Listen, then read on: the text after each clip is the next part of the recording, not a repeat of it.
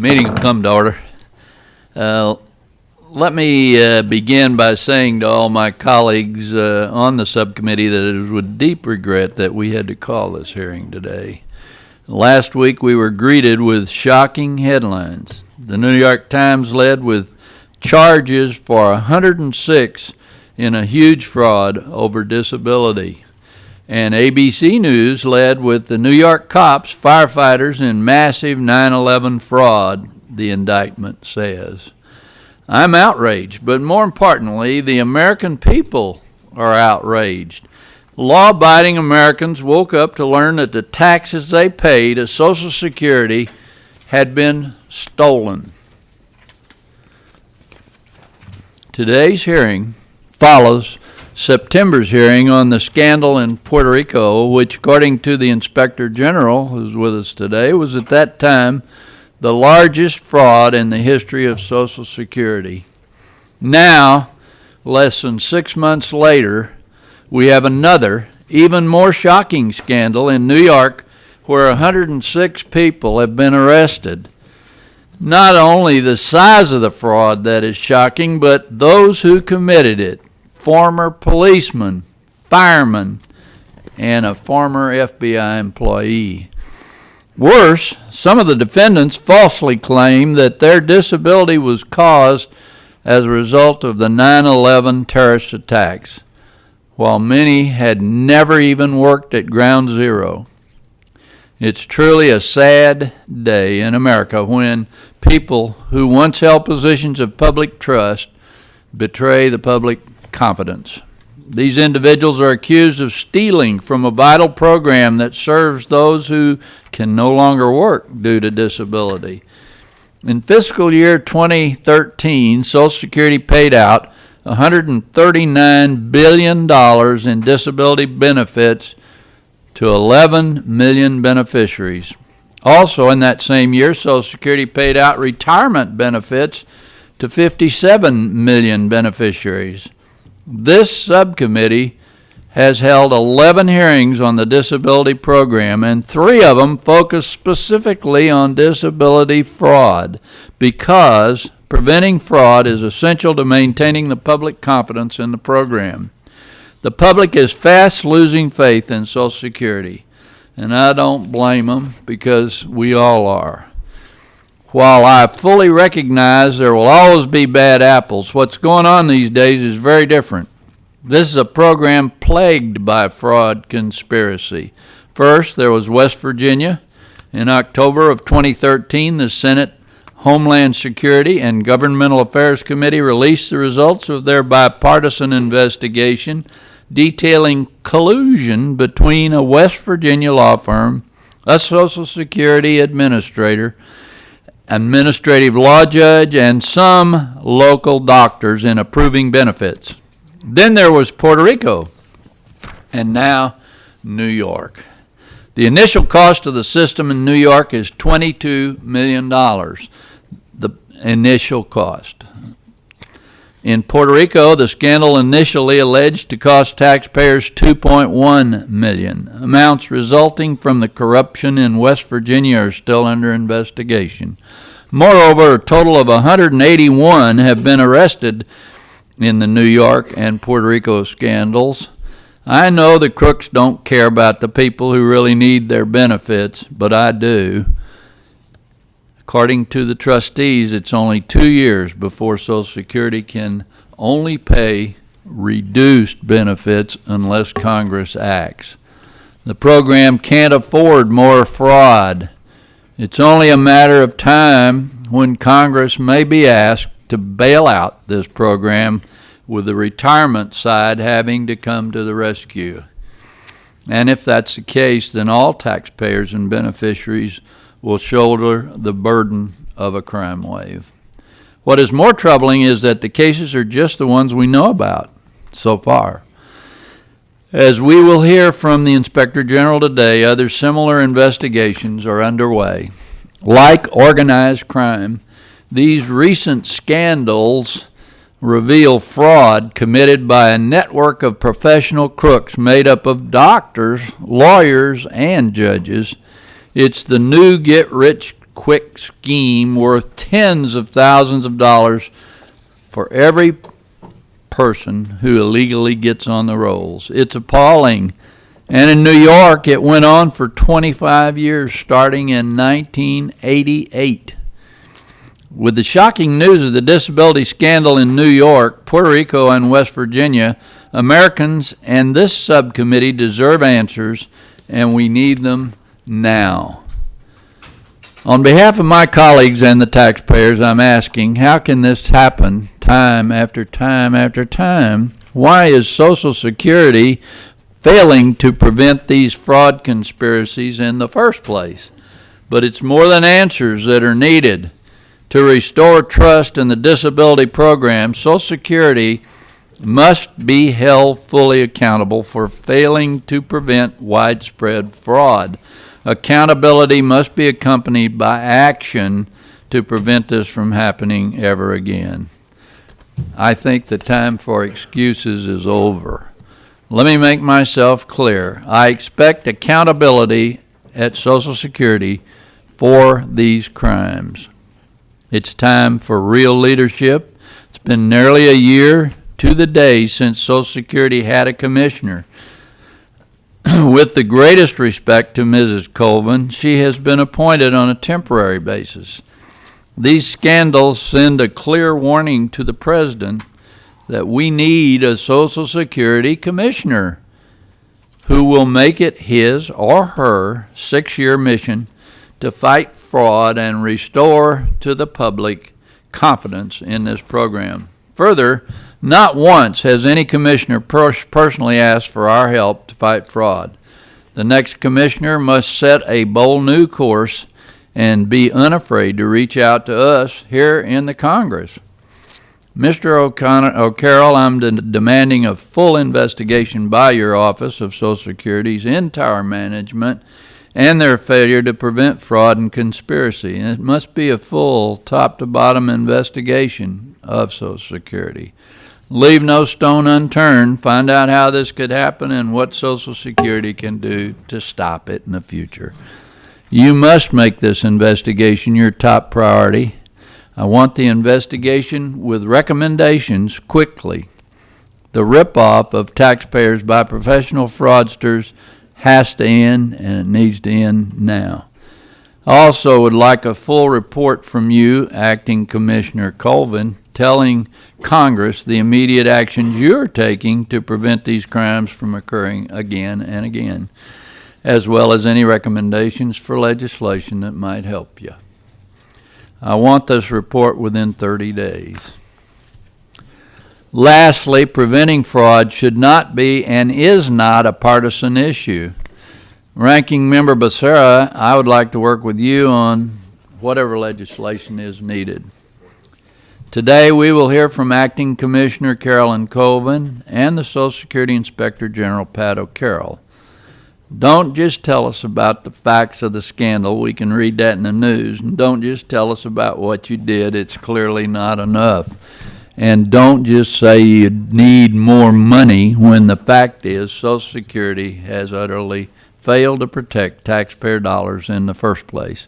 Social Security must first regain the trust of the American taxpayer before it can credibly argue for more money. Hardworking taxpayers want, need, and deserve answers and action now to restore their confidence in Social Security.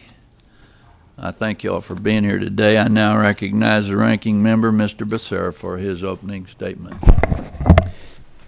Mr. Chairman, thank you very much. And let me join with you in saying that we must ask Social Security to do everything possible, and certainly the Inspector General, to give us the best sense of how to go about going after that conspiracy, that fraud that does occur.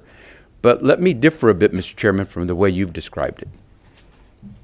The conspiracies in Puerto Rico, New York, were not uncovered by some intrepid consumer or some truth-seeking American or some law enforcement officer outside of Social Security. It was uncovered by frontline Social Security staff. And they are working day in and day out. In fact, they have units, some fraud-busting units, that are doing exactly what we want them to do. So it's more a matter of how do we work with the people that are busting fraud today within Social Security, whether in the Inspector General's office or just the frontline staff at Social Security, that we must work with. Because when you have former police officers, former firefighters, when you have doctors who are colluding, these are all people of trust.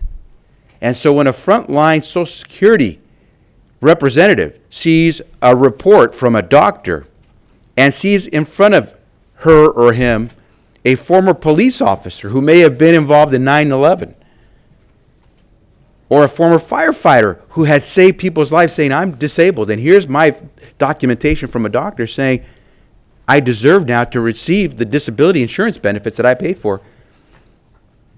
You could only do so much unless you're going to say we're going to not trust people like former firefighters, former police officers, and our doctors who care for us every day. And so this is deep because the collusion was heavy and the conspiracy was dark. And so we have to get to the bottom of this. But to say that this is the fault of Social Security is to blame the wrong people who are working every day and whose trust we have put in for decades to make sure that Social Security serves those who paid for it. Remember, American workers pay for Social Security and Social Security disability insurance. Over its lifetime of some 78 years, Social Security has received from American workers some $14.5 trillion in taxes, Social Security contributions. Because we haven't used that all up, and because some of that money has earned interest by being stored away in bonds, we now have more than $2.5 trillion in the Social Security Trust Fund available for Americans who have paid for Social Security and Social Security disability insurance. Social Security's administration's workers have diligently, day in and day out, worked to protect Americans' Social Security. And I believe we see that in the conspiracy that was uncovered in Puerto Rico and in New York. Social Security provides a lifeline to 58 million Americans each month. 58 million Americans each month, yet it has an overpayment rate of less than 0.5%. Let me repeat that. Less than 0.5% overpayment, meaning whether it was due to fraud or due to error. Overpayment. In fact, that error rate, if you compare it to the private sector, is quite low. Private sector payrolls, which calculate the paychecks that millions of Americans get every day, the rate of error for the private sector payroll offices in these companies, probably about 4 times higher than Social Security's. 1 out of every 5 consumers has an error in their credit report that could keep them from getting a loan or force them to pay higher rates in interest than they should. Do I need to talk about Target and the recent privacy hacking there, or Neiman Marcus, or you name it? It happens because there are some bad people out there, and they're after our money. And it shouldn't surprise people that they're after Social Security's money as well. So we have to work very hard, Mr. Chairman. I want to join you in calling for this investigation. But let's make sure we aim our fire at the bad guys, not the frontline workers who are detecting the fraud, not for the frontline workers who are working so diligently to try to protect Americans' money. One of the most powerful fraud-busting teams that SSA has is the Cooperative Disability Investigations Unit. It links with the Inspector General, with local law enforcement, and frontline SSA staff. They're highly effective. In 2012 alone, these fraudbusters prevented $340 million in fraudulent Social Security payments. Most importantly, fraud prevention is built into Social Security's day-to-day operations. As I said, I ask again, who was it that uncovered the fraud conspiracy in New York? SSA frontline staff. Who was it that uncovered the conspiracy in Puerto Rico? SSA frontline staff. Day in, day out, Social Security workers are standing guard. The recent fraud cases were sophisticated conspiracies. It involved recruiters who sought out individuals to willingly falsify applications for benefits, colluding doctors willing to provide fraudulent medical evidence. Defrauding the disability insurance program, as in these conspiracies, requires criminal collusion from doctors and other persons in positions of trust.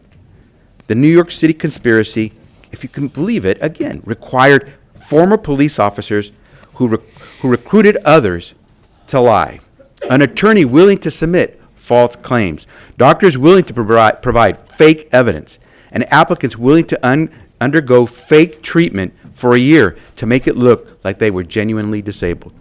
Social Security's frontline employees are trained to spot and prevent fraud.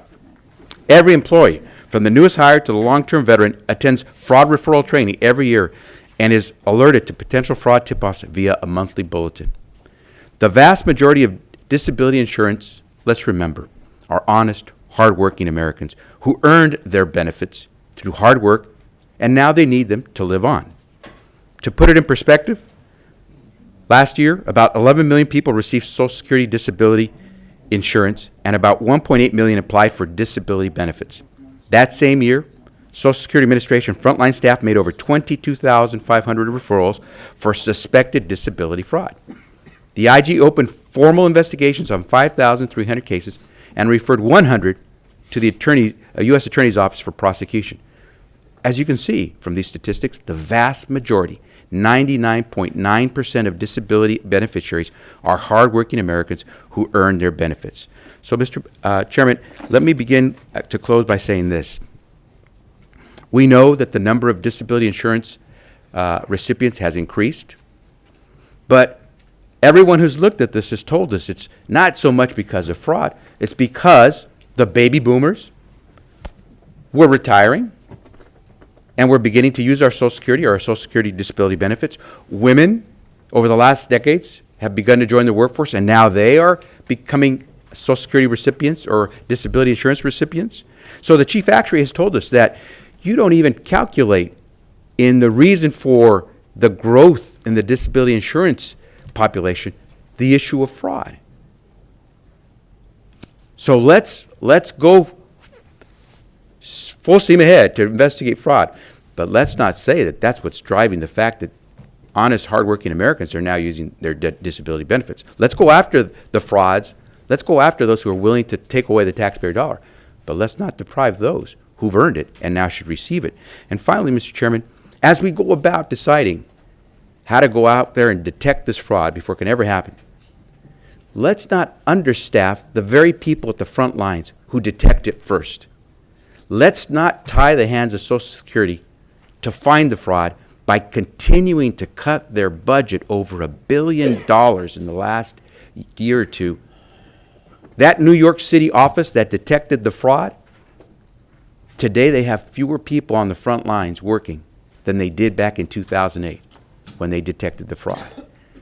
If we don't want to see fraud, we can't take the fraud busters off the front line. And so let us work together to detect the fraud, but give Social Security the resources and personnel it needs to continue to be the defenders of a good working program for all Americans. And with that, Mr. Chairman, I yield back.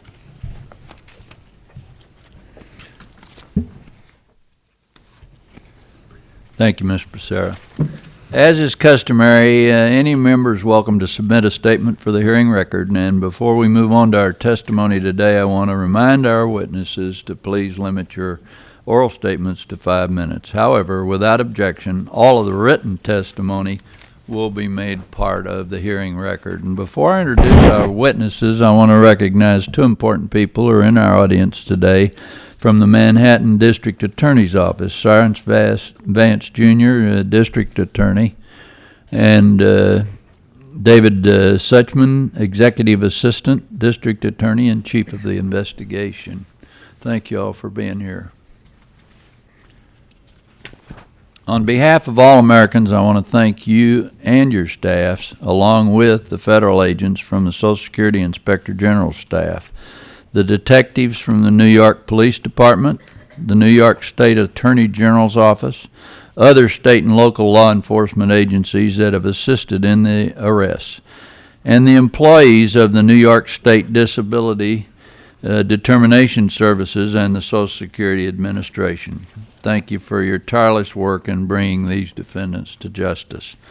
We will now return to our hearing, and I'm suspending our usual witness order protocol by asking Honorable Patrick O'Carroll, Jr., Inspector General, Social Security Administration to testify first, given the hearing's focus on the New York fraud scheme and the primary role of the Inspector General and federal agents in this investigation. Mr. O'Carroll is accompanied by Edward Ryan, Special Agent in Charge, New York Field Division, Office of the Inspector General, Social Security Administration.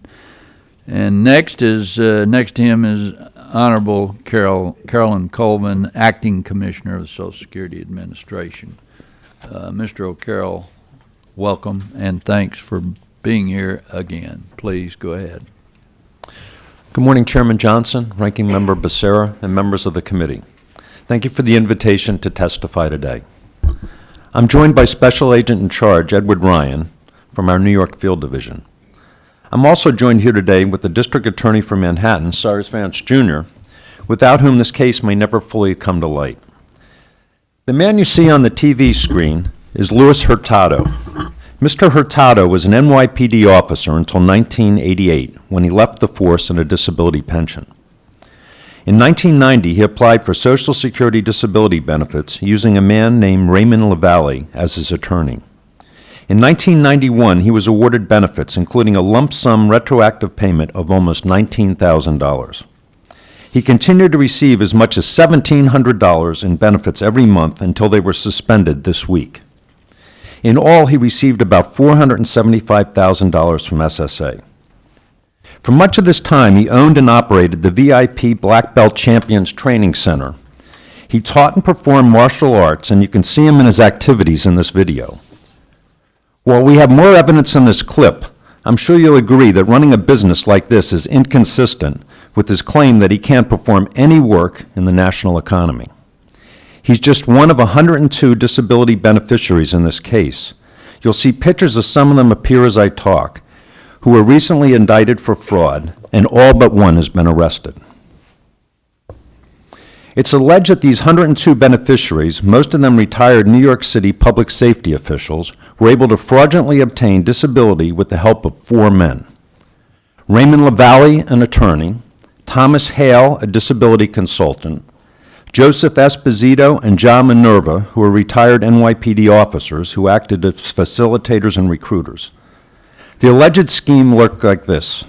A public employee on disability pension would contact Esposito or Minerva, who explained what the applicant needed to do to get SSDI for a mental impairment, including coaching them on dealing with doctors, and then referred them to Hale. Hale further coached the applicant on how to appear mentally disabled, how to act, and what to say. About half of the applicants alleged stress from their work on 9/11, which caused the impairment, then referred them to one of the 2 doctors and to LaValle. After a year of mental health treatment, LaValle would submit the disability application and the person would be awarded SSDI, including a large lump sum check for the year they were undergoing the treatment.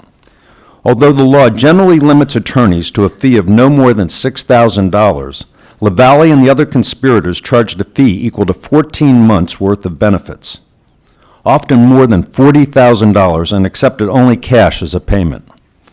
Esposito would instruct the client to withdraw cash from their banks in amounts under $10,000 to avoid IRS detection and then have them bring the cash to him. He would then split the cash with his partners.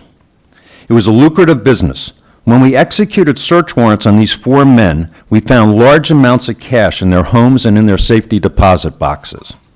For example, one safety deposit box alone held $650,000. Another one held $42,000 in cash, 28 gold coins, and 5 silver platinum bars.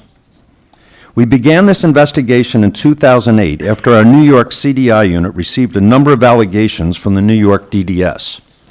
It was a complex and lengthy investigation, but after a successful undercover operation, court-ordered wiretaps, search warrants that I mentioned earlier, and working closely with the NYPD and the Manhattan District Attorney's Office, we were able to obtain all 106 indictments. This investigation is ongoing and very active. There will be likely more arrests to come. The SSDI program relies to some extent on honesty and integrity of the applicant. When that fails, it relies on the integrity of attorneys and doctors. When all those fails, fraud becomes a real possibility. Luckily, there are lines of defense, including the talented employees of SSA and the DDSs, anti-fraud measures like the CDI program, which led to this investigation, and law enforcement agents like the ones who put countless hours, hundreds of hours into this heavy investigation. I can't say enough about them or the unflagging cooperation and support of the Manhattan DA's office and the NYPD. It was gratifying to sit in the courtroom in Lower Manhattan last week and see those who defrauded SSA brought before a judge in the first step of the judicial process. This is obviously a very short version of a long and successful story. Zach Ryan and I are happy to answer any questions that you have. I thank you for this hearing. Thank you. We appreciate your testimony. Commissioner Colvin, I appreciate you being here, and I didn't introduce your associate, B. Disman. Thank you for being here as well. You're recognized. Chairman Johnson, Ranking Member Becerra, members of the subcommittee, thank you so much for this opportunity to discuss our frontline employees' role in uncovering the disability fraud conspiracy in New York. My name is Carolyn Colvin, and I'm the Social Security's acting commissioner. I have served in this position since February of 2013. I am joined by Beatrice Disman, our regional commissioner for the New York region. Ms. Disman is available to answer questions you may have about the case. Like you, I am offended whenever anyone attempts to defraud the government. I am especially outraged by the details of the fraud conspiracy in New York. In this case, an attorney and several others fabricated medical history to defraud the government of millions of dollars in disability benefits. Most of the false claims involved former firefighters and police officers. Some even alleged disabilities that they said arose from the tragic events of 9/11. Frankly, I am disgusted by this betrayal of the public trust, and I applaud the chairman for shining a light on our work to root out fraud. On behalf of every employee at SSA, I am putting the criminals on notice. We will find you, we will prosecute you, we will seek the maximum punishment allowable under the law, and we will fight to recover the money you've stolen. Social Security has zero tolerance for fraud. Moreover, this case in New York touches a very special nerve. As you can imagine, criminals invoking the memory of 9/11 to masquerade as disabled is deeply personal for our employees in the New York region. Not only are the New York Regional Office and the New York DDS located within blocks of Ground Zero, but many of our employees were working at the time of the attack and were fortunate to escape with their lives. Many of those same employees returned to work in emergency outposts throughout the city to accept survivor claims from the families of the deceased. As the investigation unfolds, I could not be prouder of our employees at SSA, the New York DDS, and the Office of Inspector General. They worked cooperatively to flag the fraudulent cases, connect them to a criminal conspiracy, and build the cases for prosecution. Partnership with state and federal law enforcement has likewise been essential. We owe a special debt of gratitude to the diligent employees of the New York DDS who are funded and trained by SSA to make disability determinations and to identify fraud. These employees originally referred fraudulent cases involved in the conspiracy to the OIG. Over time, the OIG began to notice patterns in the referrals. The New York Cooperative Disability Investigation Unit, one of the original 5 CDI units established in 1998, was critical to connecting the individual cases to a criminal conspiracy. To date, the Manhattan District Attorney has indicted 106 individuals for their crimes. According to our estimates, the fraudulent payments totaled $23.2 million to 102 disability beneficiaries and their auxiliaries. We've already suspended these individuals' benefits, and we will move aggressively to recover any overpayments. While our data show that the level of fraud in the disability program is less than 1%, even one case of fraud is too many. The best way to ensure we continue stopping fraud is to invest in our employees, Last year, they made over 22,500 disability fraud referrals to OIG. Regrettably, Congress has not fully funded our employees' good work. In fact, since FY 2012, Congress has appropriated $421 million less for program integrity reviews than what it authorized for us in the Budget Control Act. Recent news that Congress may fully fund our program integrity budget in 2014 is a step in the right direction. These resources would help to ensure that only those persons eligible for benefits receive them. However, I must caution that eliminating the CDR backlog and reversing the negative efforts of past years' underfunding require a multi-year commitment. The net effect of budget cuts over the past 3 years has been the loss of about 11,000 employees. That means drastically fewer people standing watch for the next attempted theft, and drastically fewer people available to serve those who truly need us. Fewer people to handle mounting workloads also jeopardizes our exceptionally high payment accuracy, which is 99% or better in the Social Security Disability Program.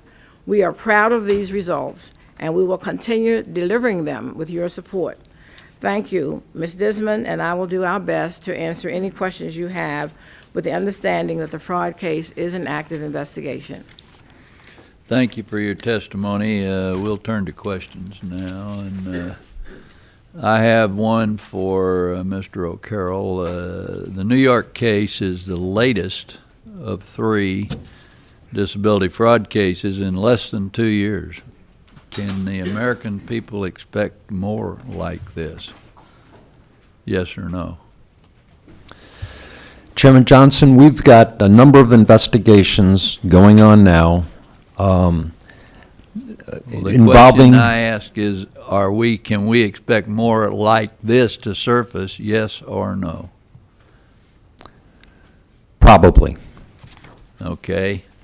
You're refusing to give me a yes or no. If you want a yes answer. on it, yes, we have other investigations of Okay. magnitude. Thank you. Ms. Colvin, has anyone at your agency been held accountable for fraud conspiracy in West Virginia, Puerto Rico, or New York cases? All of those cases are still open and active. You didn't answer my question either. Are you holding anybody in your agency accountable, yes or no? I think that my answer has to be that those are still open cases. We can certainly... So the answer is no. Has anyone been fired or disciplined for these fraud schemes?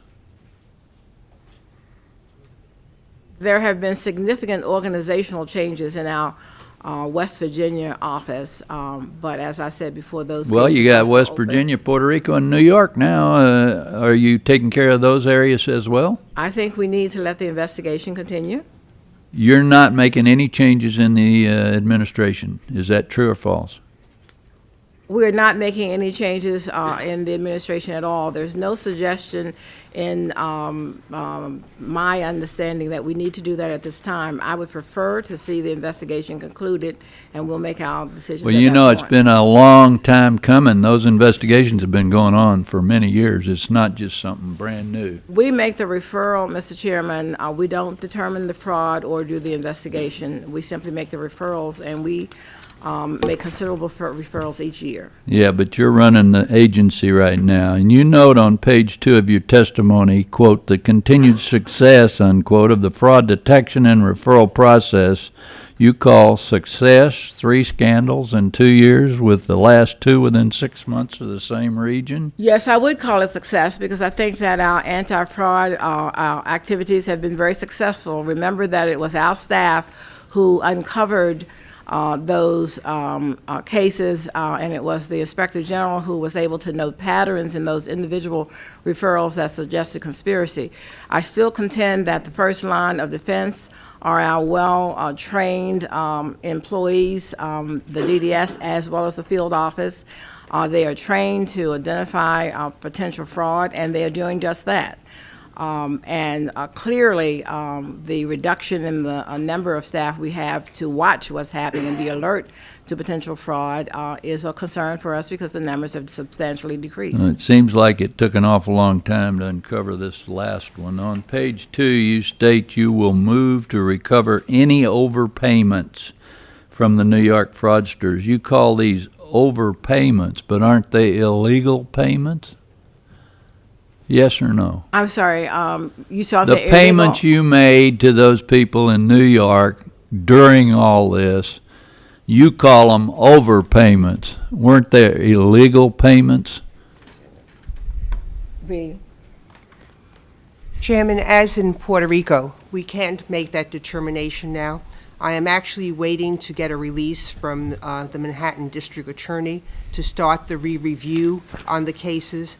As a result of the re-review, we'll be able to make that determination. As I told you in Puerto Rico, in some of the cases that were involved, there's other medical evidence and other disabilities. So yes, we will be taking the same process as Puerto Rico, but right now you have the indictments, and we have not been able to do that re-review of the cases. But it's been going on for years. It seems to me you should have been more aware of it. Mr. O'Carroll, according to your testimony, the U.S. Attorney for the Southern District of New York ultimately declined to pursue the case. Thankfully, Manhattan's district attorney agreed to take it. Why aren't federal prosecutors going after these crime rings? Well, Chairman Johnson, we've taken a review of our presentations on our investigations to U.S. Attorney's Office, and I'd say more than half of the time that we present to them, they do accept. Many times, the U.S. Attorney's offices have thresholds for the amount of fraud that's involved before they'll authorize on a prosecution. And oftentimes with our cases, especially in the infancy of a case, it isn't that much in terms of the dollar amount to attract the prosecution of it. And also, too, is that with a lot of these things, it's cooperation in terms of if we're using undercover agents or using other agencies to help us on an investigation, we'll then have somewhat of an obligation to stay with the organization. In this case here was a partnership with the district attorney's office. They were working in one direction, we were working in another, we partnered, and we came up with the result. And we did keep the Southern District of New York informed on it as we went along. Well, I appreciate that, and I thank you all for helping us in those instances. Why don't federal prosecutors want to go after these kind of crime rings? Well, in terms of it's a long, involved, complex investigation. It'd be the example of these. And the small ones, they're not interested in usually on it. What they'll do is if we can package them together and make a presentation with a half a dozen or a dozen of the investigations, they'll go. But and oftentimes when I guess they're making a determination on, charging someone with bank robbery or a disability fraud, it goes and, they have their priorities. But I must also tell you, Chairman Johnson, I go out personally and interview or meet with U.S. attorneys across the country, discuss with them investigations that we have, explain to them the advantage of the deterrent factor of doing it, and oftentimes it's just by talking to them we end up with prosecutions. So I'm personally out there talking to U.S. attorneys trying to get our prosecutions. Well, thank you for that. I think if we don't go after these crime rings, the federal prosecutors are sending a message to professional crooks and phony disabled that committing fraud pays off. Thank you for your testimony. I think we need to change that. Mr. Becerra, you have questions. Thank you, Mr. Chairman. And thank you all for your testimony. And may I just say congratulations on the work you've done to uncover this fraud, the conspiracies, and especially, Ms. Disman, to you, can you please express to all your frontline workers a sincere thank you for stopping what had been a conspiracy that had run for quite some time? Very much appreciated. Very much appreciated the fact that they are the ones, your staff are the ones that discovered this. They are the ones that move forward. And Mr. O'Carroll, to the Inspector General, I say thank you to you and your folks working with New York City's District Attorney and the local law enforcement authorities there in New York for doing everything possible to follow up on the detection of the fraud and now go after these folks. And as the Commissioner just said, now to go out and get back the money that taxpayers paid. That's very, very important. I want to clarify something as well. Ms. Disman, when the chairman asked you questions about have you taken back the money that some of these corrupt individuals got, and you're saying that's under investigation, I think you're essentially saying what we all know is that in America you're presumed innocent until proven guilty, and that not that we want any of these despicable people who held the position of trust, having been former police officers or former firefighters, that we want them to keep the money they don't deserve. It's just that, like any other American, before you can say you're a bad guy, we got to prove it in court. I absolutely agree with you in two respects. Number one, let me assure all of you, this is even more despicable to me because of my role in September 11th. Let me also assure you that my people started to identify these cases right after we set up the Continuing Disability Investigations Unit in 1998. So we were identifying individual cases in '99 and referring them to the Office of the Inspector General. That's how they were able to put together the trail and the patterns that actually came together in 2008. But having said that, we are abided by due process. We intend to do it. But make no mistake, as in Puerto Rico, we will get the money back. Once we review and determine the amount of the overpayment, and I also hope that with the Manhattan District Attorney present, that part of sentencing after the trial will be to recover the money. Yeah, so I think we have a dual approach to recover the money. Right. So I want to make sure that on the record, it doesn't look like you're giving a bureaucratic response when you say the investigation is underway. It's just that you can't go out there and say publicly as a government official, yeah, these corrupt guys are guilty and we're going to get the money. You're judging them before they've had their day in court, and we want them to be judged. And we want the judgment to be severe if they're found guilty. But until then, we don't have a right to say you're guilty before we prove it. Mr. Becerra, we also are taking some actions in the cases that Chairman Johnson raised. We'd be happy to brief you privately, but we don't want to say anything publicly that's going to compromise the investigation, and that's why I kept stressing that it's an open investigation. But there have been some actions taken. I appreciate that. Maybe the chairman will let us take advantage of that. Ms. Disman, again, you're in charge back there in New York, so tell me, how many of your Social Security employees were involved in the conspiracy that was discovered? None. Unlike Puerto Rico, where you had a former Social Security employee, the extensive investigation and extensive analysis, and let me just stress, my people worked directly with the Office of the Inspector General over the years. We helped do all the analytical work on the cases. And let me reassure you on this New York case, it's a lot different than Puerto Rico. This is an affinity group of people that were involved in, most of them, New York City pensions, that actually committed this awful conspiracy. So, Mr. Carroll, let me get this straight. In New York City, not one Social Security employee was involved in this conspiracy of what you found? Correct, Mr. Becerra. It was facilitators in this case, not SSA employees. Not SSA employees. And in Puerto Rico, there weren't any Social Security employees involved as well, at least not current. There was a former employee involved. But those that are on the line, on the job, getting paid by the taxpayers, were not involved in the conspiracies in New York or Puerto Rico. Correct. Okay. They're the ones that detected it. They weren't involved in it. Yes. Okay. Let's be clear on that. I think all of you know that this Congress has continued to cut your funding over the last several years. And Ms. Colvin, you mentioned that as well. You mentioned $421 million less that you've received to do the fraud busting that we're talking about today. We're very pleased that it appears that our FY14 appropriation may be approved. It has been approved in the House. I would just say that we are very aggressively involved in anti-fraud activities. That's one of the reasons that we first established the CDI units back in 1998. At that time, I was in charge of operations for all of the field offices.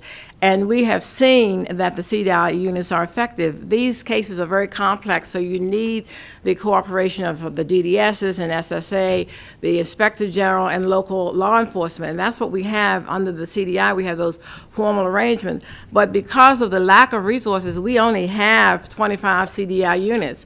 With the program integrity money, if we get it, one of the things I want to do is expand some of those units because we only have 25 states right now that have a CDI unit. So let me conclude with this, because I know my time has expired. So, Mr. Chairman, let me just ask one quick question that I hope Mr. O'Carroll and Ms. Disman can both answer. First, do you have enough of those fraud busters, the CDI units, where you need them? And secondly, how many of the staffers that you had in 2008 when you detected the conspiracy, the fraudulent conspiracy in New York, how many do you have now? Well, if you're talking about how many people are in the New York DDS now, I can just tell you, compared to 2010, that staff is down 22%. And so when you look at that, there are certainly less people on the line to do this work and to report the detection. But they are really focused on fraud. I will tell you, this case and the Puerto Rico case made our employees even more aware. And what's important is not only will you report it, it'll be investigated, but what the Manhattan DA did and the U.S. Attorney in Puerto Rico allows us to do more referrals because they see results as a result of their referrals. Inspector General Carroll? The CDI units, I got to say, with the support of you, the chairman, the members of this committee, is probably one of our best tools in terms of fighting fraud. It's the best part of it. It gets the money and identifies the money before it goes out the door. It's pre-effectuation. With the support of this committee, we're anticipating expanding them.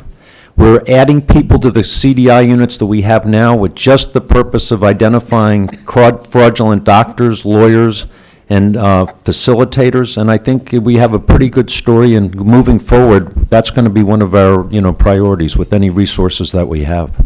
Thank you. Thank And you. we'd like to be in all 50 states is what we'd like to do. Thank you. Mr. Griffin, you're recognized. Thank you, Mr. Chairman. I want to talk a little bit about this 99% accuracy, 1% inaccurate payment of overpayments and underpayments. You hear that general talking point or that factoid, whatever you want to call it, and you think, well, hey, everything's cool. It sounds like it's all great, but correct me if I'm wrong, Mr. O'Carroll, until we learned about the folks that you showed up on the screen, we thought those were legitimate, correct? Correct. So how can you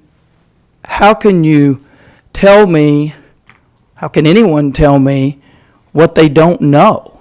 I mean, the people that we saw on the screen were part of your accuracy. Sure, you can guess, you can estimate, but you have no idea what you don't know. That's the nature of fraud. If you knew what the fraud was, the next question would be, why are we allowing it to happen? So the idea that we can sit here and say, well, it's only 1%. You have no idea what it is. Could be 5%, could be 10%. Unless you've got a crystal ball that I'm not familiar with. So I know that makes for a good soundbite to say, well, it's only 1%. Let's go to the house. But it's just not true. You don't know. You don't know. I don't know. And I'm sure you'd say if you had more money, you'd know more. I've never heard a federal agency say they need less money, ever. It will never happen, I guess. So I just want to get that point out there. I know there's a lot of hardworking people doing a good job, and you're a great guy, and I've worked with you on some stuff. But I just wanted to clarify that. That entire talking point just needs to be erased. I'm sure it won't be, but it just makes no sense. The second thing I would say is, and I can't speak for the chairman, he does a great job on his own, but getting to the other cases of fraud, West Virginia and New York, and the chairman asked about employees. I certainly understand innocent until proven guilty in a court of law with regard to these guys, jet skis and all this nonsense. Gymnast, but when you're talking about employees, civil servants who may or may not have been involved, and only y'all know the details, there's a lot of stuff you can't probably talk about here. We all know that in order to fire someone, they do not have to be innocent until proven guilty in a court of law, applying beyond a reasonable doubt standard. That's not the standard to fire people.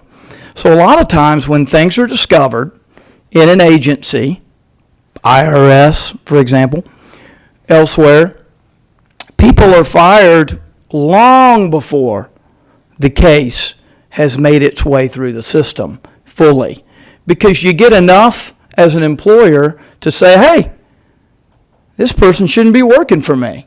Now, I understand it takes a whole lot of bad action in the federal government under the civil service rules to get rid of somebody. I mean, I've worked in those agencies, and sometimes you think, short of a murder, we just got to move them around to some other desk, right? I mean, we're all laughing because we know it's true. So I think that's an area that I'd like to hear, if there, and I don't know, but if there are people identified as potentially bad actors, what we do with them? We don't have to wait for courts to take action on that. I'll wait on an answer on that. One more thing I want to mention, and there's always a danger with anecdotal evidence, but anecdotal evidence is important for members of Congress because we go back home and we hear stories, right? And I can tell you, I don't know if the rules that we have that a lot of people comply with make it easy to commit fraud. I don't know exactly, but I could tell you that almost every time I go home, and I'm thinking right now about the Christmas holidays, there's a guy that I know, and I've talked with some folks about him, and he's a former professional. He rides a motorcycle. He is very active. He does all sorts of things, and he's on full disability, Social Security disability. And I don't think it's fraud like this. I think he went right through the system. And I think they said, you know what, there's nothing in the world that you can do. You must just get a check. Now go ride your motorcycle. There's a lot of that goes on, and I know that's not in your 1%, 99% calculus. So I'm out of time. But Mr. O'Carroll, if you could just speak to the issue of employees that might need to be fired even though they're not guilty in a court of law. Okay, Mr. Griffin, I'll try to get both of them real quick. First one on the employees one, it's just as this thing, it's important when an SSA employee goes bad, we watch very closely on it. I must tell you, I get a report every day about every one of our employee investigations that we're having, and amongst them, kind of along your lines, I have two columns. I have one column is what is happening to that employee now, meaning are they still working at SSA, or are they, if they are not at SSA, are they on leave with pay, or are they on leave without pay? And what we try to do is put them immediately on leave without pay while we're doing any of our criminal activities. Sometimes we'll leave them in place because that's the only way we're going to be able to catch any co-conspirators on it. But I must assure you, first and foremost of all of our priorities is employee fraud.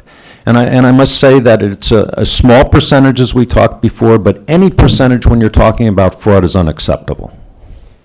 And on the other one, for the person who's riding the motorcycle and looking very healthy, that's the reason why we have the CDI units. That's why we bring the videos in to show you that we go out when there's a suspicion like that and do it. We get 140,000 allegations a year in our hotline, and we try to run out as many as we can. Mr. Renacci, you're recognized. Thank you, Mr. Chairman, and I want to thank all the witnesses with their testimony. When I got here this morning and I heard the chairman's opening remarks, I agree 100%. He used words shocking, outrageous, and when I heard the ranking member's remarks, I almost thought, well, there's no problem. We ought to just go leave, and it's the bad guys. There's bad guys out there. And the truth of it is there are bad guys, and we do have a lot of good employees. The issue, though, isn't just the bad guys, because they're always going to be bad guys, and we're always going to have to deal with bad people. The issue really is, what are we doing to make sure we protect taxpayer dollars? When I was mayor of my community, I didn't start every Monday morning meeting by saying, we got bad guys out there, we better be careful. What I started out every meeting was the number one goal of every one of us in this administration is to make sure we protect the taxpayers' dollars. So when I go home, I have to listen to my constituents who who aren't going to say, you guys are okay, it's the bad guys. They're going to say, what are you doing to fix the problem? So when you hear some of these fraud cases and you see some of the pictures, yeah, there are bad guys out there, but the question is, what are we doing to fix the problem? So I'm going to go back to, I know one question that the chairman asked, but I've got a couple of them as follow-ups. You know, we have some issues, and of course, there are some employees who were involved because somebody approved a disability payment. So at that point in time, and I'm not saying that was fraudulent, I'm not saying it was wrong, but somebody had to approve a bad payment. So there is an employee somewhere that was involved. I'm not saying that's a bad employee, that could be a good employee. The question is, did we review our staff, and have we made any changes in staff since Puerto Rico or now with the New York? Any changes in staff because of these fraudulent activities? Yes or no? I'll let B speak specifically to New York, but I don't see a reason to change our staff. There has been nothing that has come to my attention that suggests that our staff has done anything wrong. I'm not saying they did. That the cases were identified by our staff. The medical information was fabricated, so there's no way that staff would have known that. Okay, let's move past staff. Let's hold on. Any changes in policy then? Let's move past. We have great staff. We've got that one. Now, any changes in policy? We're looking at a number of policy areas. We're working with the Institute of Medicine. How long ago was the Puerto Rico issue?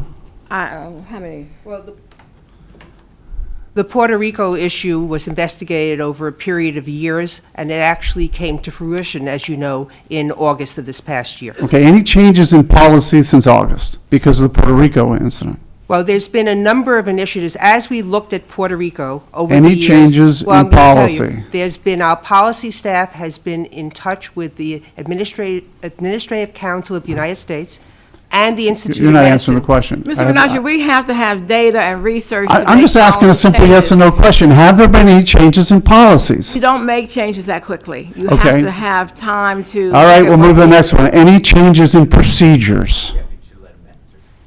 I'm asking yes or no questions. I'm trying to move on. I have 5 minutes. Any changes in procedures? I'm sorry, if you're looking for yes or no question answers, I can't give them to you. You can't answer whether there's been any changes in policies and procedures or since the Puerto Rico issue. All right, let me give you a policy let me give you a policy then and just see what your thoughts are on it. Because clearly we're not getting anywhere. And I got to tell you, when the people back in my district, they're concerned about this. They're concerned about, and they want to see action. They want to see, that's what I say, I'm not saying this is bad people, and I'm not saying we're bad employees. I think you probably have a lot of great employees, and I think you're working as hard as you can. But I do think we have to move when we have dollars being lost, taxpayer dollars. You know, the Medicare program, doctors convicted of frauding Medicare are banned from serving Medicare beneficiaries. Can you tell me if doctors that are kicked out of the Medicare program for previous fraud convictions are allowed to give medical advice in these situations, and are we accepting medical advice? They are not. We have a list of doctors that have been barred, and we check against that now. For information that's coming in from individual providers, we're not able to determine that, but for anyone that we hire or engage, they are not allowed to do that. Well, that's good. And the local states and governments are very careful in checking those people who are barred if they're attorneys or have lost their medical license or been disciplined. Well, If I could add to that, all the DDSs have professional relations people whose job it is to look at the licensing and to also be alert to all of this, so they basically take them off any consultative panels and the medical evidence. I'm out of time, but I know that I heard Mr. Carroll say that there are probably Mr. Carroll say that there are additional cases coming down the line. I would just ask you one thing, if you could get to my office. I'd like to hear what policies and procedures you are going to change and have changed hopefully within the next 3 to 6 months. I'd like to hear some of those things and get some ideas, policies and procedures. That's all I'm asking for. We'd be very happy to do that. That's why I said it couldn't be a yes or no answer, but there are a number of things in the works that I'd be very happy to discuss. We're also looking at more data analytics so that we can look at the patterns, because many of these individual cases would not stand up alone, but when you see the pattern, the language pattern or whatever, and that's why the CDI units have been so effective, because we're able to work together and see those patterns. Thank you. Thank you for your comments. Mr. Rangel, you're recognized. Thank you, Mr. Chairman. And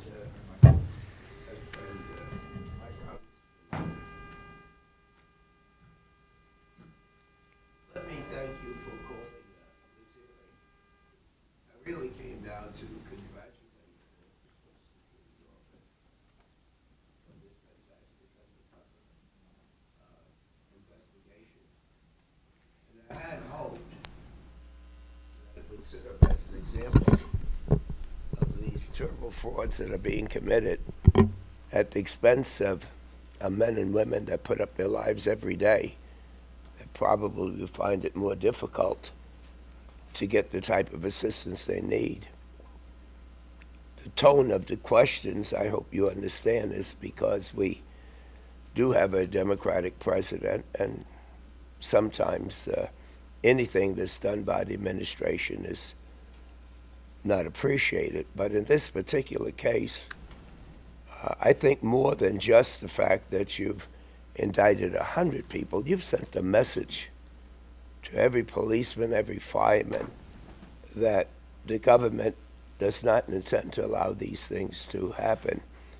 My question would be, did this information, was it received by the Southern District of New York, United States Attorney's Office, before it was turned over to District Attorney Vance? Yes. What happened in the early stages of this investigation was our investigators went to the Southern District of New York and presented on it. And in fact, I'll let Mr. Ryan here, who our agent in charge, he can kind of walk you through the two approaches, or the several attempts that we did, or several discussions that we had with Southern District. Well, before we get involved in that, did they reject the evidence that was given to them as whether or not they would prosecute? Yes, early on in 2009, December 2009, the case coordinators went over to the Southern District of New York. And then you presented it to We presented it, they initially accepted it. 9 months later, we went back. 9 months later, I believe it was in September of 2010, we went back to them, explained what happened in that 9-month period, and they decided at that point in time to decline the investigation because they needed additional evidence to prove more than making false statements. Okay. I can't think of a program that's done more to take people out of poverty and to bring a sense of self-esteem and make such a tremendous contribution to our great nation than Social Security. You did turn it over to one of the greatest district attorney's offices that we have in the country. But as a former assistant U.S. attorney, it bothers me that with the type of evidence that you presented to the New York County DA, that the U.S. Attorney's Office did not see fit to follow through on this. In any event, I want to personally thank Ms. Disman for the cooperation that you've given with the difficult cases I've had in my congressional district. And I want to thank all of you for recognizing that it's rough being on that side of the table. But when you know that you're right, when you know that you've done the right thing, when you know that you made a contribution to stop corruption, and when you can see 100 people have been indicted, I think this should serve as an example for all of our federal agencies and department as to what can happen when the frontline troops are looking for this. No U.S. Attorney's Office, no district attorney's office can prosecute anything unless the evidence is presented to them in a way that that is probable cause that they did violate the law. So I want you to know that it's appreciated, But these things happen politically, and all of you mature enough to understand it. I do. And thank you so much for coming before this subcommittee. And thank you so much, Mr. Chairman, for having this very interesting hearing. Thank you. Mr. Kelly, you're recognized. Thank you, Chairman. First of all, I appreciate you all being here. And as you know, Mr. Renacci was talking about, when I go back home, and it doesn't matter where I go, people come up to me and say, you know what, we know this is going on. Why aren't you guys doing something about it?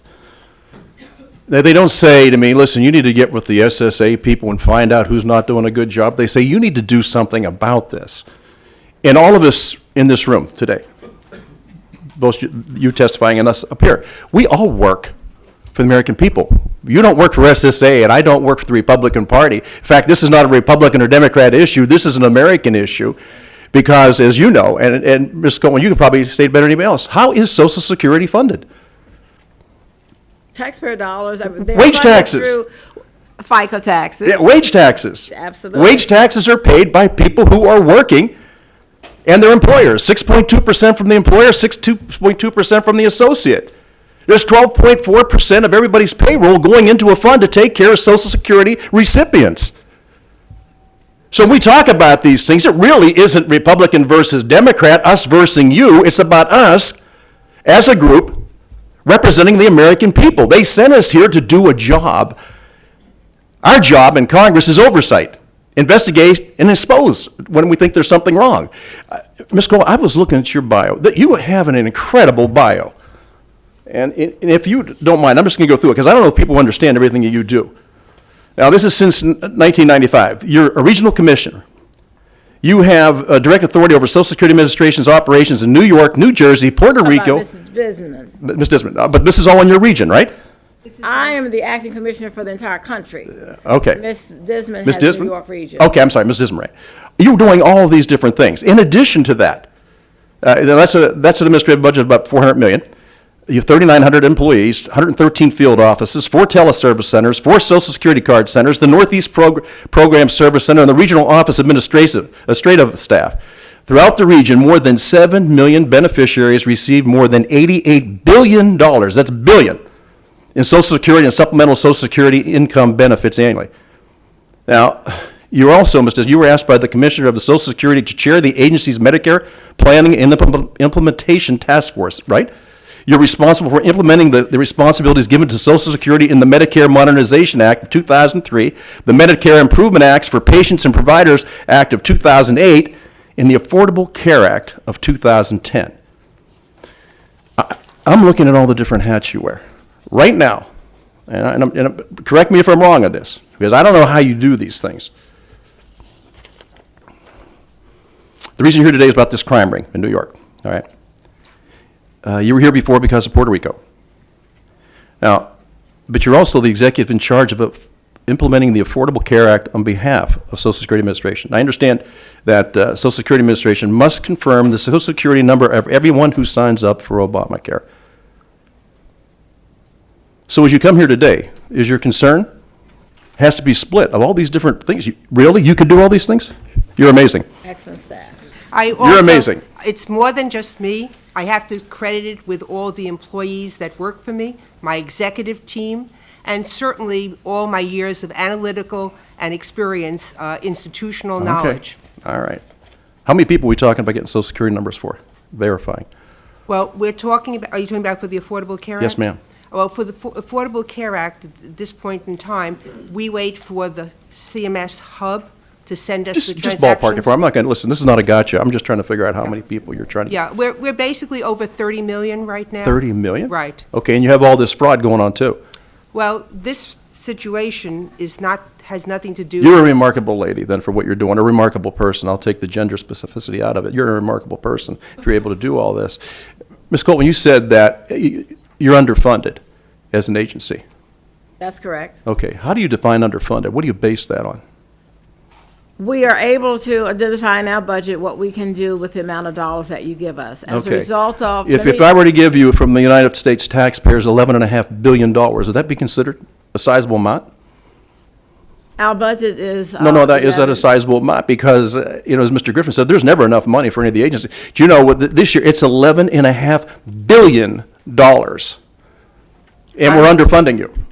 Well, if you give us the 14. And not we, I'm talking about American taxpayers. If we receive the 14 budget, we'll certainly be able to Okay, focus all right, on all our right. No, I just want to make program sure that we're initiatives. talking the right way here, because sometimes we get confused about who we're actually working for. I work for the people of America. That's who I work for. Taxpayers is who I work for. I got to tell you, what you're doing is fine. The work is noble. I'm not criticizing your work. I know that the number is absolutely incredible. The overpayments. Now, Mr. Becerra said it's only 0.5%. Well, as we A said. 0.5% is is $1.29 billion. Let's not minimize it by just 0.5%. You know, the debt owed from these overpayments has gone from $5.4 billion in 2010 to $6.1 billion in 2012. So I don't want to identify it. It's only 0.5%. These are huge dollars. And what I don't want to do, I don't want to minimize what we're talking about by reducing it down to a percentage. A small percentage of a very large number is a very large number to the people I represent in Western Pennsylvania. These are hard-working American taxpayers. They're funding this Social Security. They're putting 6.2% of every time they get paid, and their employer is matching it. This is not government money. This is taxpayer money. And I really get aggravated. I've only been here for 3 years. This is not Republicans versus Democrats. This is Republicans and Democrats working together to serve the American people. I get so damn mad when it becomes a political bet. This is not a political issue. This is an issue. We are defrauding the American people. We are not defrauding Social Security. And we better start to understand that who we represent here. I did not get elected by all Republicans or all Democrats. But damn it, I'll tell you what, I watch this. This is not a criticism of you. Is this who we've raised? A group of people that look at a program and say, I think I can game this. I think I can crawl under the wire here. I think I can do this and take advantage of the government. No. You took advantage of every woman and man who gets out of the bed in the morning, puts their feet on the floor, and goes to a job, and every time they get paid, contributes 6.2% of their paycheck, matched by their employer, 6.2%, to fund this. And if we think it's about defrauding the government, we are really way off line on this. We better wake up and smell the coffee. No wonder the American people have such a low opinion of us. We're not protecting them. I don't want you to take the blame for anything. Listen, you have a much higher approval rating than I do. But you know what? I get blamed for anything that happens in this government because we didn't step up to do it. So the purpose of us being here isn't to go after you. It's to make sure that we protect the integrity of this system for the American taxpayers. Listen, I thank you all for being here. Mr. O'Carroll, I know you have a great tour of duty. All of you, Mr. Ryan, thank you for what you do. It's not about you. It never will be about you. It's about us working with you to get to where we need to be. I just have a hard time, Ms. Coleman, when I look at $11.5 billion and thinking, my God, we're underfunding. That's a lot of money. Expired. Thank you. I have expired. Thank you, Chairman. Thanks for bringing it up. Yes, sir. Thank you for your comments. Mr. T-Berry. Do I have to go next? Wow. If you'll talk for 5 minutes. well, thank you all. I think Mr. Kelly, in his tone, expresses the frustration that we have, and it's not personal, and it's not political. It's a frustration that we hear from our constituents, and I know particularly the three of you that work for Social Security share this concern that I'm going to raise, and that is anytime there is fraud, it hurts the integrity of the program. It hurts the integrity of the truly disabled.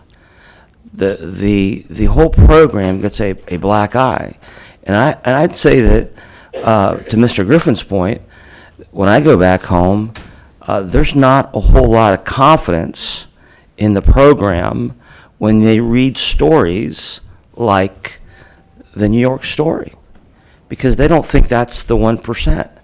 They think it's the one that got caught. And so while Mr. Rangel is correct, thank you for helping identify this, a constituent of mine might ask, Mr. Ryan, well, it's great that you caught it, but why did it take 20 years to catch? Mr. Ryan, is it true that this goes back to 1988? And if that is true, what took so long to allow these criminals to operate for 20 years without getting caught? Well, there's a long, drawn-out answer to that, but I'll try to break it down Okay. in segments. Number one, in 1998, it was identified through the diligence of SSA and the DDS and referring individual cases, individual referral, stating either this person was an NYPD or FDNY, or they had LaValle as an attorney. Individual cases. We worked those individual CDI cases and returned it back with our report mechanism, video surveillances, interviews, whatever, went back to to DDS. DDS, in 95% of the time, denied them at the application stage. Subsequent to the application stage, there is the attorney, ODAR, which is the administrative law judges. Some of those, regardless of what was in the file, was placed on the rolls, based on the definitions Outrageous. of mental disability, based on the medical evidence in that file. Second part of the question is that total number was minuscule and was not detected as a criminal conspiracy case until 2008. And there was a lot of reasons for it. Automation. We were able to get in through the diligent efforts of Social Security into the individual files electronically and print that data, the analytics that Ms. Disman mentioned.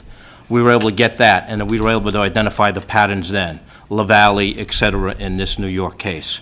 So it's difficult to go back from 2008 to 1998, but in 2008, we went full boat with the investigation. We knew what we had. It took us where we wanted to go with a prosecution and get that money back, and it now rests with the Manhattan District Attorney's Office to get that money back to the American taxpayers. It does go back to 88, though, right? The four facilitators? There was individual allegations, Okay, back to 88. 1988, Okay, thank you. and that was before, that was pension fraud. It was before, one, OIG was even in existence, and it was before CDI units were created. And in Ronald Reagan was 1990. president, so we can blame him too, right? But no one's trying to blame anybody. The point is that it was a joke. Ronald Reagan. You weren't here when Mr. Rangel talked about the president, so this is real in American people's minds, and this is great that we caught this. But how much more of this is going on? That's a question that people ask me all the time. And so I got a question, Ms. Colvin. Last year, your agency conducted 1.6 million continuing disability reviews. Yes. 3/4 of which were completed through self-reported questionnaires, my understanding, Yes. correct me if I'm wrong, called mailers. Yes. Were the reviews of these defendants in the New York case, were they completed via mailers or full medical reviews, do you know? Which ones? The defendants in this particular case, the New York case, with 100 defendants. These weren't CDRs. Yeah, these were not CDRs when they were reported. These were initial claims. But in my just doing some analysis on the 102, looking at it, remember, I can't look at the files right now. Yeah. There were a number that had CDRs conducted on it. They were medical CDRs. As a matter of fact, we used that also as part of the investigation. So, but remember one thing, if you worked with your facilitators and your coaching, you would have the continuance based on what the medical reports were. Last question, because my time has expired. With respect to these mailers, if you are a criminal and you've got this disability benefit illegally, 3/4 of the recipients are getting mailers. How many? It doesn't give me much comfort that if you're a criminal that you're going to answer a mailer honestly. Is that a concern going back to the procedures that we've talked about earlier that might be under review because of this? Because why would a criminal answer a mailer If I could just address the mailing system, because I was involved in disabilities helping years ago. It's a profiling system, and that's to be smart with the budget that Congressman Kelly says, that you really want to identify those that are more likely to have medical improvement and more likely to change. So in doing the mailers, those are the high-risk people that are identified through a system, through analytics, and a number of the mailers are also reviewed and become medical CDRs as well. Okay, I look forward to those procedures that Mr. Nacy talked about. Yield back. Thank you. I'm not sure that answered the question. Mr. Crowley, you're recognized. Thank you, Mr. Chairman. I apologize. I was not here for Mr. Rangel's statement, nor did I get the joke. Apparently, no one else got the joke either, so I apologize, Mr. Teaberry, for that. Thank you, Mr. Chairman. I have tremendous respect for you, and so I do appreciate your holding this hearing today. We all know that we are people who will always there are always people who will try to game the system in all walks of life. We see it throughout, it's throughout our society. What we need to do as policymakers is to hamper their abilities to corrupt the system by putting into place systems to detect, catch, and bring those who violate the law to justice. From the standpoint of that test, what we're looking at today is proof positive that we have put in place those resources, both technical and human, to weed out, detect, apprehend people trying to defraud the Social Security disability program. We should commend the actions of the Social Security Administration. This hearing's been turned upside down on its head. This panel before us should be lauded for the work that they've done to uncover the fraud and corruption and for bringing these fraud cases to light. We here in Congress must also ensure our actions do not hinder their ability to continue these anti-fraud programs. Listen very closely to the chairman's opening statement. I akin it to blaming the homeowner when their house is broken into. The homeowner, in this case, cried foul, and got the cops on the beat, and brought those who invaded their home to justice, and we ought to be lauding that. I also want to laud the fact, in reference to the 1988 number, those cases, as I understand it, Mr. Ryan, go back to 1988 because they involved New York NYPD pension fraud. Is that not correct? You are correct. In essence, people who are police officers, my dad was a police officer, my grandfather before him, individuals who are on the job and then apply for what's known as three-quarter pay. Is that correct, for disability? That's correct. And they get that in perpetuity. Isn't that correct? Correct. And these are individuals who actually could work, that you've helped to uncover, that not only saves the Social Security Administration dollars, but helps to save, in conjunction with Mr. Vance's work, the District Attorney of Manhattan, his work, millions and millions of dollars in New York City's pensions. Is that correct? That is correct. I thank you once again for that work as well. Let me be clear. The people accused of perpetrating fraud on the American public under the guise of the worst terror attacks in American history are an outlier among the brave first responders in New York City. I come from the family of both police and firefighters, so I defend the reputation of both those departments and the men and women who serve in those departments, and do not defend in any way, shape, or form those outliers who would abuse this system. But there are far too many brave firefighters and police officers who are suffering today from real illnesses and real disabilities as a result of their service on what was known as the pile, cleaning up ground zero after the horrific attack upon our nation. Let's remember, it was the federal government that declared the air at ground zero safe and toxic-free. But that wasn't the case. And the air and the elements that they were working in were not safe. Yet we allowed thousands of first responders to search without the proper protective gear for the remains of almost 3,000 victims. We did so to bring some relief and closure to those victims' families. We allowed thousands to work without protective gear to extinguish the fire. A fire, by the way, that burned for 3 months after the attack. We allowed those first responders to run into harm's way when the rest of us ran away. As a result, many of these heroes suffered and continue to suffer the after effects of the service. These men and women are legitimate recipients of the federal Social Security Disability Insurance Program, and we should not and cannot let the few, human nature, the few, to ruin a necessary program for the many.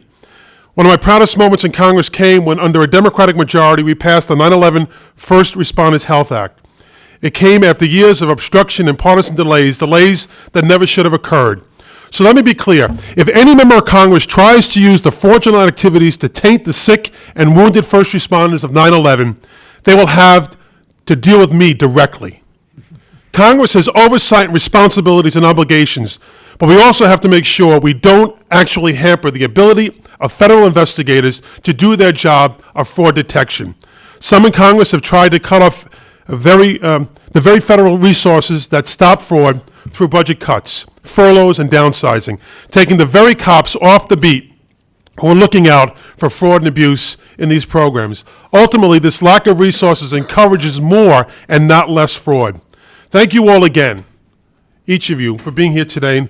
And Mr. Chairman, thank you for holding the hearing. I do appreciate it, but I don't appreciate the tone of turning it upside its head and blaming the victims in this case for the work that they did to uncover this fraud and this abuse. There's always more to be done. I have news. There will be fraud for the rest of the existence of the United States and the world as long as human beings exist on this planet.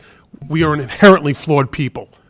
And we have to get used to that. Let's get beyond this. Let's find, if there is an agenda of amendments that can reduce fraud and abuse, I ask the majority to hold a hearing on your proposals. Bring them forward. If there's a way we can mitigate and stop waste, fraud, and abuse in this system, I'm all for it. And Mr. Chairman, I await your agenda, and let me know when the meeting notice will be. I'll be here with bells on. I yield back the balance of my time. Thank you. Ms. Black, you're recognized. Thank you, Mr. Chairman. And Mr. Chairman, thank you for allowing me to sit in on this committee, although I am not a member of this subcommittee. However, I was a member of the subcommittee for the first 2 years that I was here. And this issue has become one that I have delved into pretty deeply. And I have also, as a result of that, spent time when I was back in my district going through the entire system, from my local office to the determination unit, to meeting with the ALJs, and also meeting with those who are on the Social Security Advisory Board. So this is an issue that I feel like I have really spent a lot of time in trying to understand, as Mr. Renacci has said, is how do we fix the problem? I thank you all for what you do. It's not an easy place to be, and having gone through the entire system, I know that the determinations are not easy to make. There are a lot of things that we can fix, however, and I want to go to one of those. Mr. Carroll, Mr. O'Carroll, more than half of the defendants in the New York case faked mental disabilities. Is that correct? Yes, Ms. Black, that is correct. Okay, and then following up on that, I'm also looking back at the defendants in the Puerto Rico case, also faked mental disabilities. Is that correct? Yes. Okay. Would you say that mental disabilities are easier to fake than other conditions? Yes. And the reason for it is that it's so subjective, as you well know from being in the medical community. There aren't x-rays that will determine it. There aren't CAT scans that do it. There's no test. So it's pretty much you're relying on the veracity of the patient, and then you're relying on the veracity of the doctor. And that's where our problem in Puerto Rico and New York is that there was collusion. Okay, and so let's go just another step further, because we have discussed this in hearings previously, that the criteria for awarding these benefits on medical disabilities or mental illnesses has not been updated. The last update was 1985. So if we talk about how do we fix the problem so that we have better tools, not necessarily more money, but just better tools, Ms. Colvin, can you help me with why we haven't updated this? Is there a plan to update it?